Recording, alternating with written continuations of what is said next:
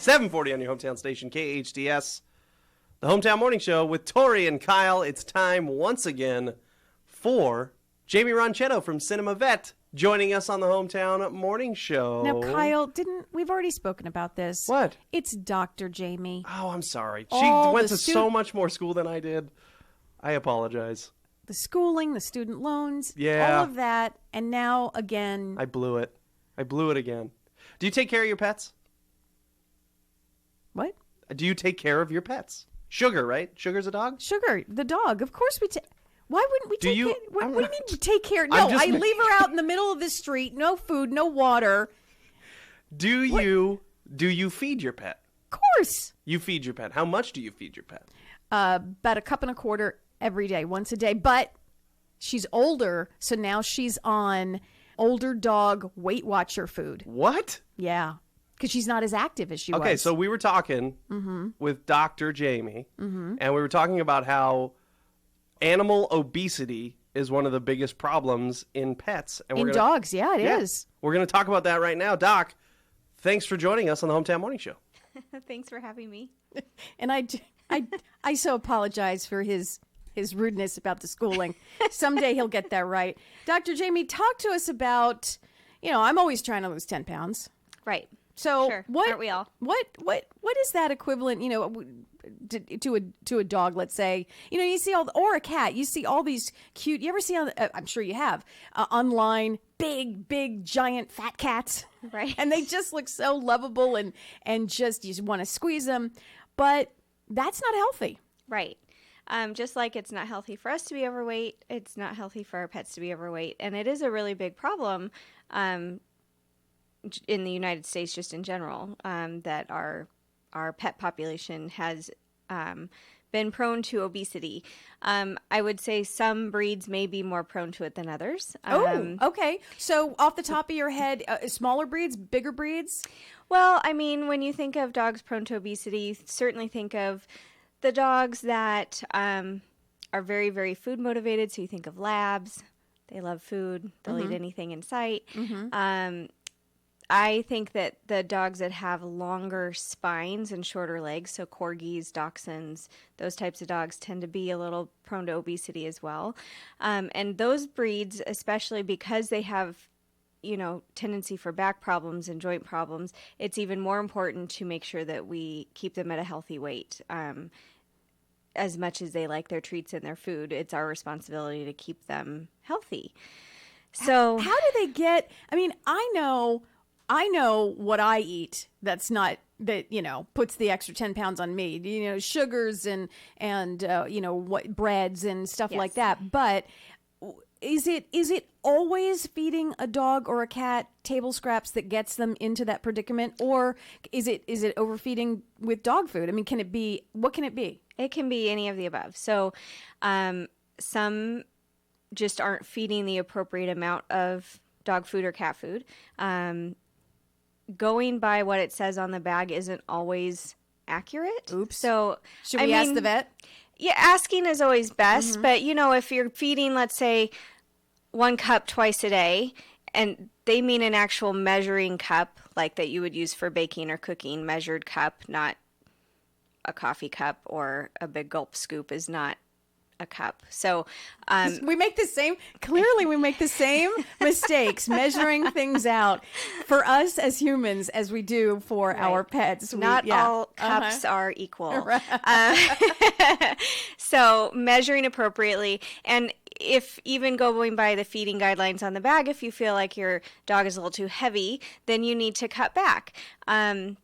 Additionally, it's very common for when I'm asking clients, what are they feeding their pets? It's, this amount of food and, a topper and some chicken or some cheese, and then there's treats. And so everything adds up, and you got to understand that just like everything that goes into our mouth has calories and it adds up, it's the same for them. So substituting veggies like carrots and green beans sometimes help, so we're not giving them really high calorie treats. A lot of dogs like that. It's kind of sweet and still has a crunch, and so it's yummy for them. That's something that you can do. And certainly trying to give them a little bit more exercise in addition to really watching what we feed them would help as well. There are guidelines you can even find online to show you body condition scoring for your dog or your cat. And so that gives you a really good idea of where they truly are at. Body conditioning. Yes. That sounds serious. What is that? So it's just basically a chart that shows you like body condition score 1 through 5, 1 being severely underweight, whereas 5 is obese. And it gives you like a little picture of what your pet would look like at that body condition score, so you can kind of gauge where you may be at. So ideally for a dog or a cat, what you would like to see is that when you look at them from above, they have a little bit of a waist, like a little bit of an hourglass figure, so they come in a little bit. When you look at them from the side, from their rib cage, it should come up to their belly. So a lot of times we have little guys that are just kind of pudgy and everything's sort of the same size, and that indicates that they're a little bit overweight.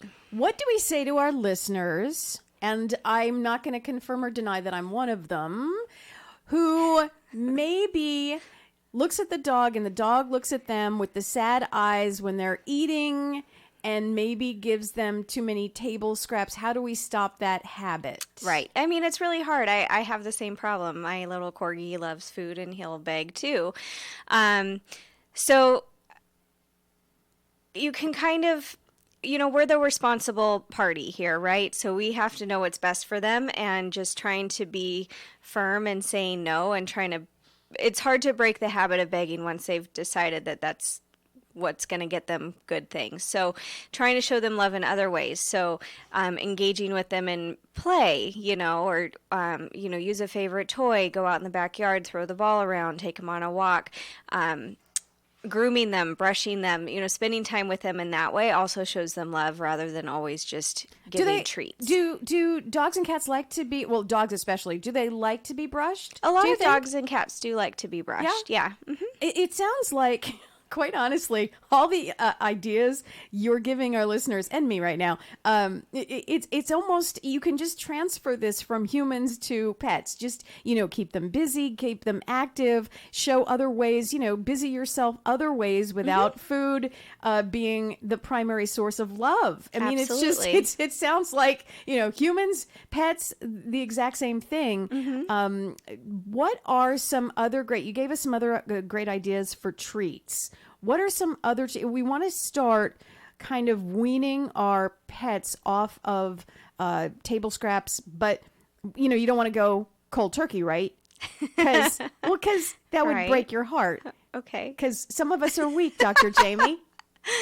What do you suggest, starting to, if you're going to start going down that path, what can we give that's really good that they might enjoy? So, everything should be in moderation anyway. So as far as table scraps, if right now they're basically getting part of your dinner, just no matter what it is, whether it's chicken or spaghetti or whatever, which there are some people that way, try to cut it down to things that are a little bit more appropriate for the dog for really special treats. So I'm not saying that you should be giving this all the time anyways, but if we're trying to wean down, so keep it to really plain cooked meat. So lean ground beef, turkey, plain chicken with no skin, those kinds of meats are okay in very small amounts. Are all veggies okay for dogs?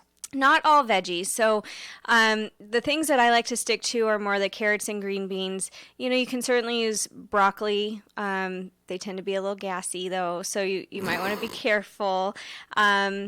Favorite part of the interview, by the way, today, Dr. Jaimie. You don't want to use anything that has onions or garlic in it. Right, that bad. is toxic. Yeah. Some fruits, some dogs may like a little bit of fruit. So, a little piece of apple or something like that would be okay. I think they tend to like things that are a little bit crunchy. Just from my experience. Mine too. Yeah. So staying away from anything that has too much like sauce or seasoning on it. Things that are more plain, easy to digest. A little bit of scrambled egg. Very teeny amounts of like cheese or cottage cheese would be okay. And then, once you're away from all the extra stuff and we're down to that, then trying to wean off of those things. Great information today, Dr. Jaimie, for both humans and pets, by Yeah. the way. Thanks. Thank you so much. Have a great rest of the week. It's going to be a hot one. Make sure, as always, that you don't leave your pets in the car. I mean, this week it's going to be super hot. They need water all the time. Make sure the bowl is filled, right? Right. Absolutely. Great seeing you again. We'll see you in a couple of weeks. Dr. Jaimie Thank you. Ronchetto, Cinema Vet, if you want to get in touch with Dr. Jaimie, best number? 661-253-9300. There it is. Dr. Jaimie, thank you. Thank you.